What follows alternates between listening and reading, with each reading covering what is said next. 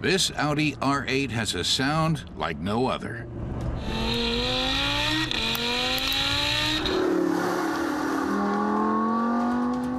In actual fact, that's because it's lacking something very common in modern sports car engines, a turbocharger.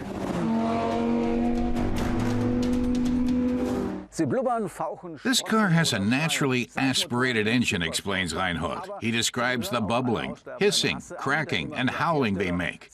But they're a dying breed. Manufacturers, including Ferrari and Porsche, use turbocharged engines these days. But only a naturally aspirated engine creates this sound. The 5.2-liter engine sucks in air and then pelts it back out at full volume through the blade wheels, which are, incidentally, turbocharged. But even though the Audi V10 engine isn't turbocharged, it puts out a serious 397 kilowatts of power. Music to the ears of car fanatics, maybe, but if you're concerned about CO2 emissions, these will send shivers down your spine.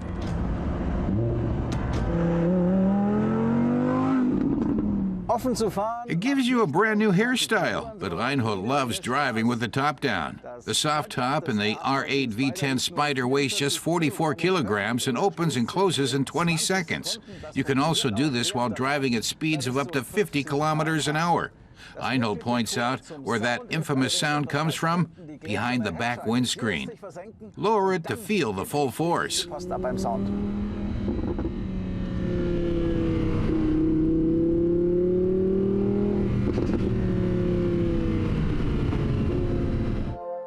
The R8 convertible model weighs just 80 kilograms more than the coupe, thanks to its consistent lightweight design. Magnesium structures in the folding mechanism help bring the weight down.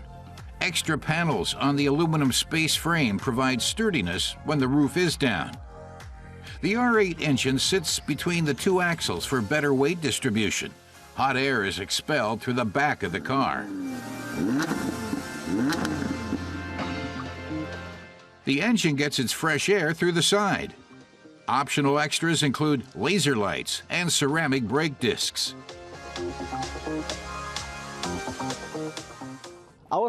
Reinhold describes the new R8's more athletic angular style and the lower single-frame radiator grille. It's also 3.6 centimeters wider, so watch out, he says, when driving through roadworks on the highway. Some lanes are only 2 meters wide. The new R8 Spider is 1 meter 94, not much room to play with, so avoid overtaking. There's little space for luggage in the front, but at just 112 liters, R8 owners are better off sending their luggage ahead in the post. Other sports cars outperform on that point. Reinhold thinks customization is also important in sports cars. For the first time, the R8 Spider comes with side blades. You can pick the color and even put a logo or lettering on them. So whatever you call your car, Kevin, Chantal, you can display the name loud and proud.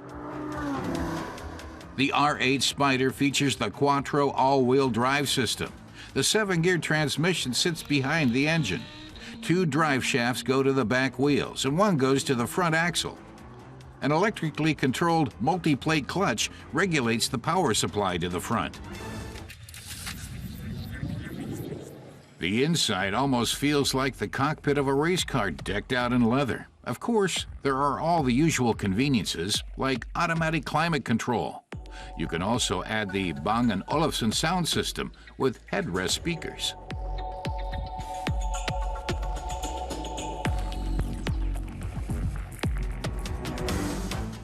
In the age of downsizing, this 5.2-liter naturally aspirated engine goes against the grain somewhat.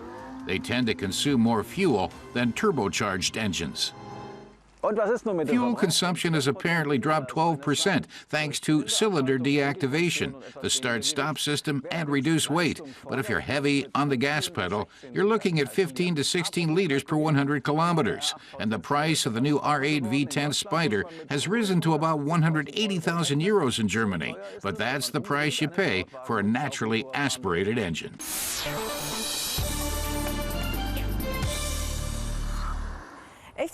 Car tester Ines Petri will be trying out one of the best-selling electric cars in Europe, the Nissan Leaf. She wants to see how it handles in a variety of typical driving situations. Nissan has just given the Leaf a new battery that increases range. It's supposed to make some 250 kilometers under ideal conditions. But even after charging overnight, we only clocked around 200 kilometers. The electric motor puts out 80 kilowatts of power and blows the Leaf up to a maximum speed of 144 kilometers per hour. But the maximum torque of 254 Newton meters from a standing start makes driving this 5-seat electro power pack really fun. It leaps from 0 to 50 kilometers per hour in just 3.7 seconds.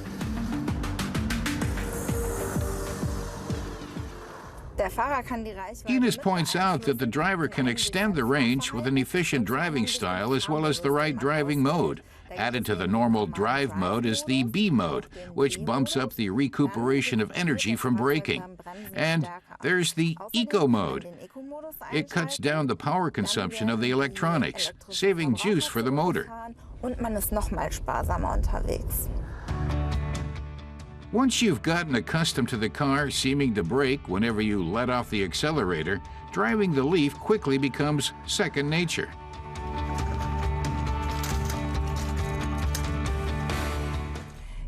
According to Ines, the Leaf proves its advantages as an electric vehicle when in town, where the constant back and forth between accelerating and braking recuperates energy and maximizes the range. So, in Eco mode, the Leaf can actually cover more kilometers in town than its range display indicates. But on the highway, it's a different story. Ines discovers that the highway tends to suck the Leaf's batteries dry. There's no recuperation phase at all. It's a steady drain on the battery, so you can just watch the charge ebb away, and the range along with it. But highway driving covers lots of kilometers in a short time. So, to the Leaf's credit, we should point out that the kilometers driven actually correspond very closely to the reduction in range indicated.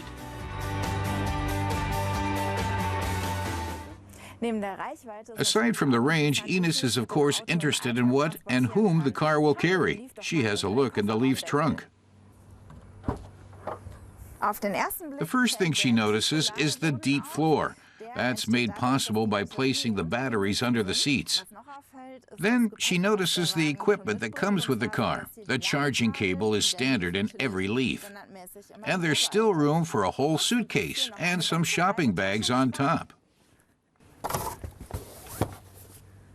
Und es passt sogar noch eine Einkaufstasche.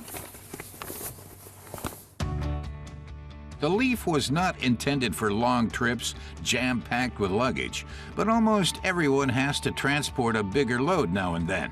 The back seat can be folded down in 2 halves, making room for 2 large bags side by side. But the folded down seats leave a step that can get in the way and make it hard to secure luggage.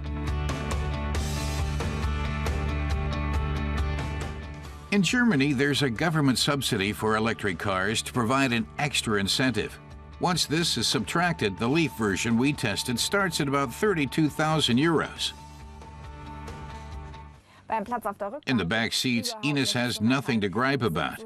They're very comfortable. The front seat is adjusted to fit her, and in back, she's still got plenty of room for her knees and for her head above.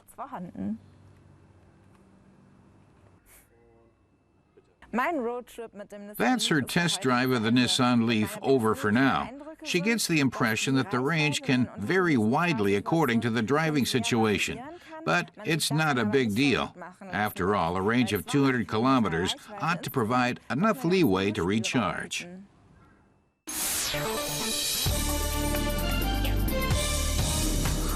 The Concept X-Class is Mercedes-Benz van's sneak preview of its new pickup truck. The two variants, Powerful Adventure and Stylish Explorer, are meant to combine the best of two worlds, a robust and practical workhorse on the one hand, but a comfortable urban lifestyle and family car on the other. The body design is characteristic of the brand. The Mercedes-Benz X-Class is slated to hit European showroom floors in late 2017. The second-generation Cooper Countryman is to be Mini's first plug-in hybrid model. The SE All-4 has a range officially rated at 40 kilometers on batteries alone. The new Countryman is 20 centimeters longer. The wheelbase, too, is 7.5 centimeters longer. That makes for more space in the rear. It's due on the market in February 2017 at a starting price of 26,500 euros in Germany.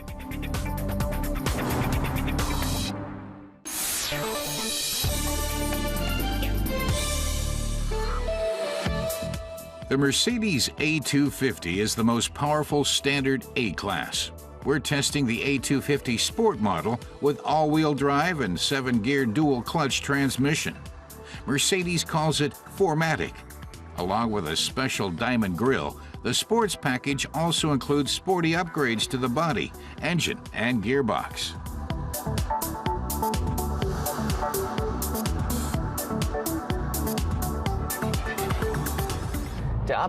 In terms of performance and technology, car tester Ronnie thinks the Mercedes really has pulled it off. He's using the comfort mode, but if you want it really sporty, and he means really, press the dynamic select button. It totally changes the car. The turbocharger reacts much earlier, at around 2,000 revs. The steering is much tighter than in comfort mode, and the throttle response is snappier. The two modes give Ronnie two completely different driving experiences. Sport mode also makes you drive faster than you need to, which uses more fuel. But as Ronnie points out, that might be of little concern to the typical Mercedes customer. A 6-gear manual transmission model with front-wheel drive is available for around 4,400 euros less. The A250 Sport 4MATIC starts at about 41,000 euros in Germany.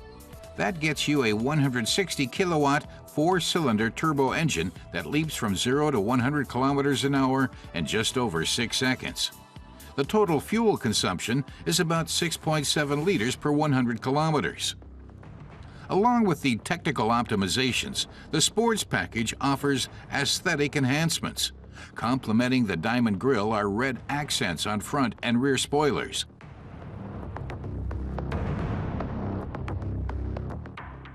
Alloy rims in 5-spoke design, red brake calipers, and perforated brake discs.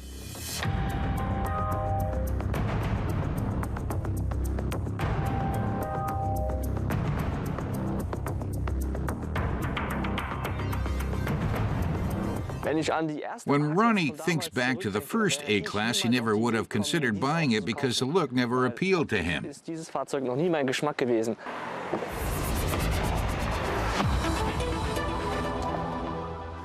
And even if this interior were built into the old model, he still doesn't think it would work because it looks so sporty. It's exactly what he looks for in a sporty compact.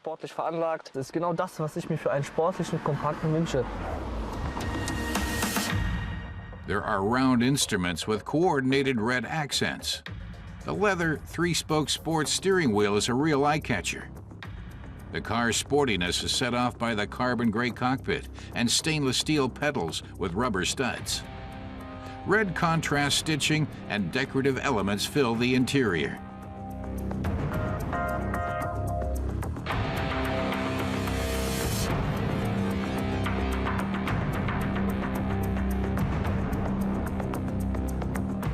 The control unit for the multimedia system is neat and user-friendly, but a retractable display would improve the overall image.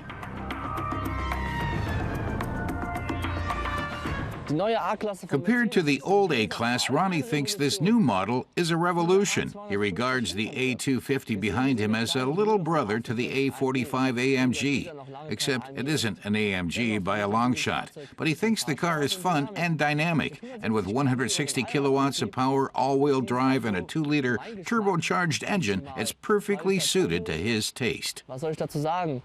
Ein wirklich sportliches Auto.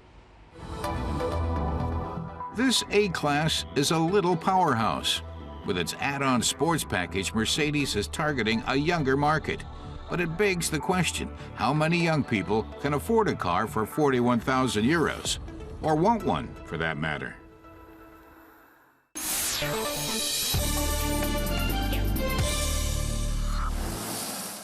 Nowadays, SUVs come in compact or even mini sizes, but the true original reps in this class are the burly brutes. Cars that could almost be considered off-roaders, including the VW Touareg V6 TDI. Emmanuel is testing the 3-liter diesel model with 193 kilowatts. That's 262 horsepower. It has an 8-gear automatic transmission, and despite its relatively heavy 2.2 tons, it has no problem getting up to speed. This model's fuel consumption is rated at around 7 liters of diesel per 100 kilometers. It moves from 0 to 100 in 7.6 seconds. Of course, it's not the nippiest, but that's hardly the Touareg's forte. This car is all about comfort and space. The nice thing about the VW Touareg, says Emmanuel, is the roomy interior. There's so much space that you never feel cramped. The car is relatively wide, which gives you lots of space on the inside, despite the wider-than-average center console. In terms of workmanship, Emmanuel doesn't have much to say. It's a typical VW. Top quality.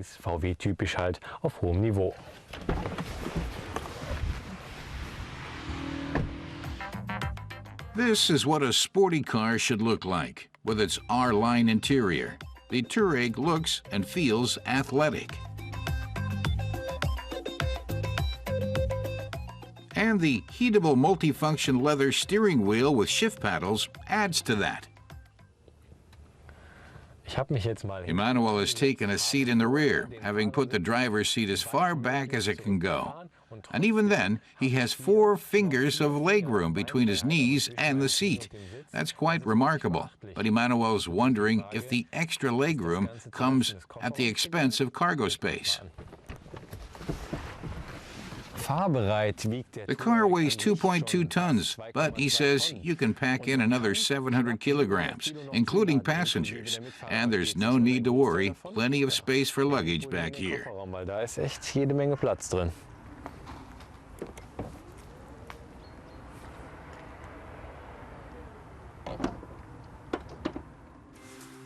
The R-Line exterior is sleek and sporty, with black high-gloss trim and 2 chrome-plated angular tailpipes. The rear spoiler, the wider rocker panels, and front and rear bumpers give it extra athletic style.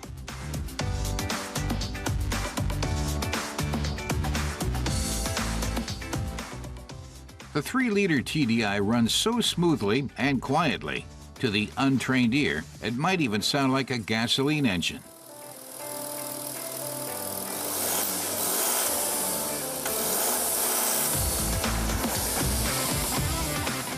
So what's Emmanuel's conclusion? All in all, he's quite impressed with the Touareg. It's really spacious, really comfortable, and sufficiently powerful. The only thing is, a car this good can only mean one thing: money. The Touareg will cost you a pretty penny or two. Muss man schon das nötige Kleingeld parat haben, sich eben einen Touareg kaufen zu können.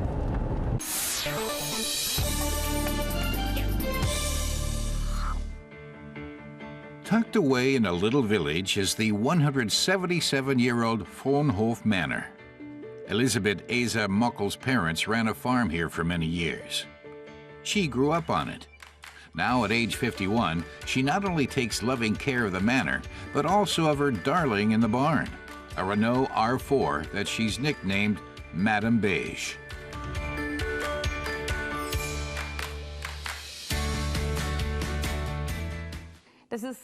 Elisabeth explains that it's a Renault Faza, or an R4 Super from Spain. Renault used to have a plant in Spain called Faza, where they built this car. Now the model has become quite a rarity. The first test runs commenced in 1959 for the prototype R4, known at the time only as Project 112. Renault produced the compact, its first car with front-wheel drive, from 1961 to 1992, more than 8 million of them in the course of those 31 years. Elisabeth's R4 is from 1970. She'd gone looking for it. In fact, she'd never forgotten it. Her love affair with this model began here over 30 years ago.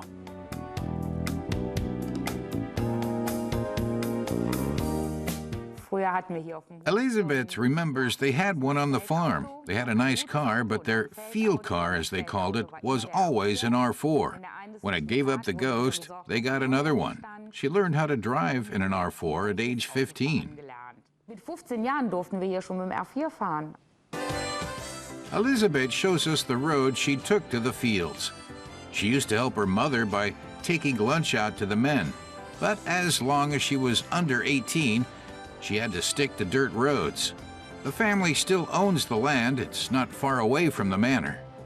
Her mother drove till they got to the field, then Elisabeth took the wheel, and her mother walked back to the house.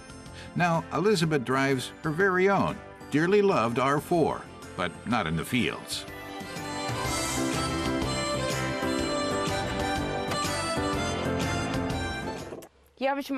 She tells us she used to bring the food out to the fields in a basket her mother had packed. The men would sit in the back and eat. She recalls once, when they were planting beets, it was the Easter holiday, so she hung this Easter egg on the side.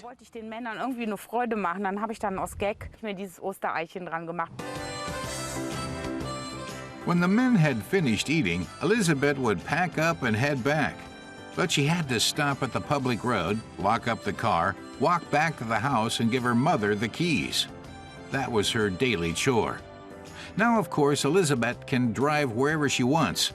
She started driving Renault R4s as a teenager, but the first one she bought on her own didn't last long.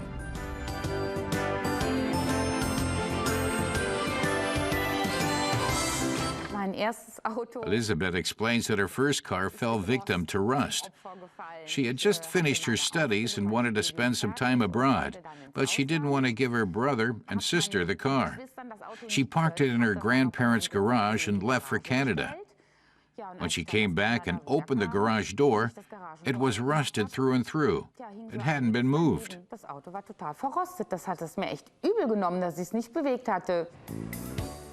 And it wasn't the only R4 to be claimed by rust, the model's arch nemesis.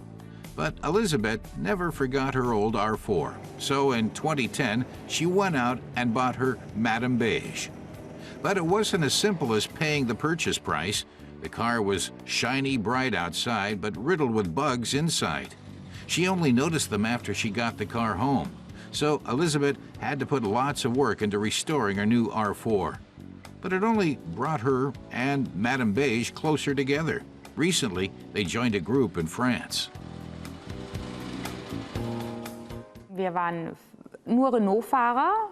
She recounts that they were all driving Renaults, and she was there with Madame Beige. They spent the night at an old mill. She started talking to the hostess, who told her she'd acquired an old R4 together with the mill.